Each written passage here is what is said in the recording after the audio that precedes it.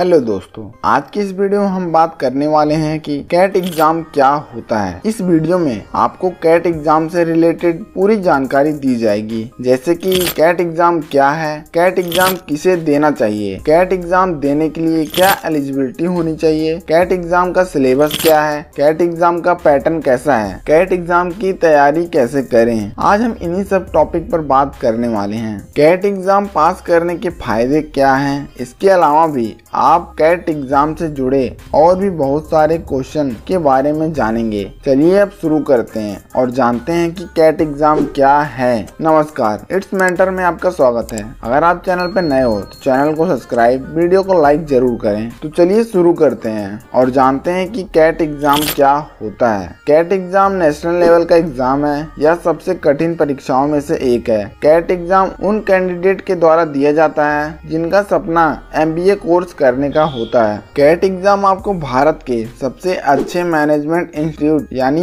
IIM में MBA करने का मौका देता है। ऐसा भी नहीं है कि कैट एग्जाम पास करने वाले सभी कैंडिडेट को IIM में ही MBA करने का मौका मिले, बल्कि जिन कैंडिडेट की रैंक सबसे ज्यादा होती है केवल उन्हीं को IIM Indian institute of management से MBA करने का मौका मिलता है। कैट एग्जाम साल में एक बार होता है और इसे IIM के द्वारा ही आयोजित किया जाता है। इस वीडियो में कैट एग्जाम से जुड़ी काफी सारी महत्वपूर्ण जानकारी दी गई है, इसलिए आप इस वीडियो को पूरा जरूर देखें। कैट का पूरा नाम कॉमन एडमिशन टेस्ट यानी सम्मिलित प्रवेश परीक्षा है। तो चलिए बात करते हैं कि कैट एग्जाम के लिए क्या एलिजिबिलिटी होनी चाहिए। जो कैंडिडेट कैट एग्जाम देना चाहते हैं उनके पास किसी भी मान्यता प्राप्त विश्वविद्यालय से ग्रेजुएशन पास होना चाहिए। ऐसे कैंडिडेट जो ग्रेजुएशन के लास्ट ईयर में हैं वे भी कैट एग्जाम दे सकते हैं। ग्रेजुएशन में जनरल कैटेगरी के स्टूडेंट के लिए कम से कम 50% और SC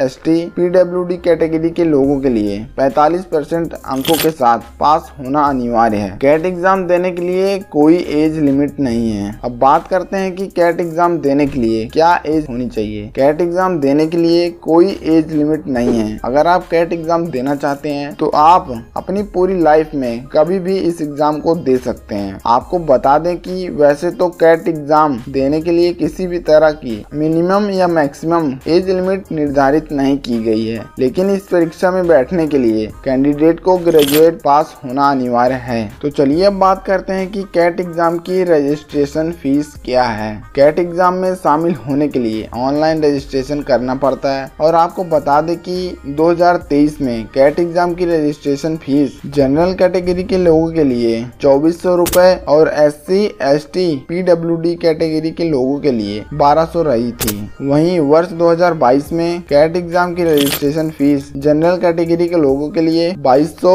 और SC ST PWD कैटेगरी के लोगों के लिए 1100 थी। तो चलिए अब बात करते हैं कि कैट एग्जाम का क्या पैटर्न होता है। लेकिन 2020 में कोविड-19 के महामारी के चलते कैट एग्जाम के पैटर्न में कुछ संशोधन करके प्रश्न की संख्या 76 और टाइम 2 घंटे कर दी गई थी। उसके बाद वर्ष 2021 में कैट एग्जाम के पैटर्न में एक बार फिर से संशोधन किया गया और प्रश्नों की संख्या घटाकर 66 कर दी गई और टाइम 2 घंटे ही रखा गया। अब आप सोच रहे होंगे कि प्रेजेंट टाइम में कैट एग्जाम पैटर्न क्या है। तो आपको बता दें कि 2021 की तरह ही कैट एग्जाम 2024 में भी कुल 66 प्रश्न आएंगे, जिन्हें हल करने के लिए 2 घंटे यानी 120 मिनट का समय दिया जाएगा। आपको बता दें कि PWD कैंडिडेट को कैट एग्जाम के पेपर को हल करने के लिए 160 मिनट का समय दिया जाता है। कैट एग्जाम के पेपर को 3 खंडों में विभाजित किया गया है और प्रत्येक खंड के प्रश्न को हल करने के लिए 40-40 मिनट का समय दिया जाता है। पूरा प्रश्न कुल 198 अंक का होता है। प्रत्येक सही उत्तर देने पर 3 अंक दिए जाते हैं और गलत उत्तर देने पर 1 अंक काट दिया जाता है। यानी इस पेपर में नेगेटिव मार्किंग भी होती है। यह परीक्षा ऑनलाइन होती है। इसमें Q&A और नॉन Q&A दोनों ही तरह के प्रश्न पूछे जाते हैं। इसमें MCQ टाइप के प्रश्न पूछे जाते हैं। तो चलिए अब बात करते हैं कि आप कैट एग्जाम कितनी बार दे सकते हैं। अगर आप MBA कोर्स करने का सपना देख रहे हैं तो आपको ये जानकर बेहद खुशी होगी आप अपनी लाइफ में कितनी भी बार कैट एग्जाम दे सकते हैं। कैट एग्जाम एग्जाम के लिए नंबर ऑफ अटेम्प्ट्स की कोई सीमा नहीं है। आपको बता दें ये एग्जाम साल में एक बार आयोजित कराई जाती है और आप हर साल इस परीक्षा को दे सकते हैं, यानी आप जितनी बार चाहें उतनी बार इस एग्जाम को दे सकते हैं। अब बात करें कि कैट एग्जाम का क्या सिलेबस होता है। कैट एग्जाम में एक पेपर होता है जिनमें 3 खंड होते हैं, जिसमें से पहला क्वांटिटेटिव एप्टीट्यूड, दूसरा data interpretation and logical reasoning, तीसरा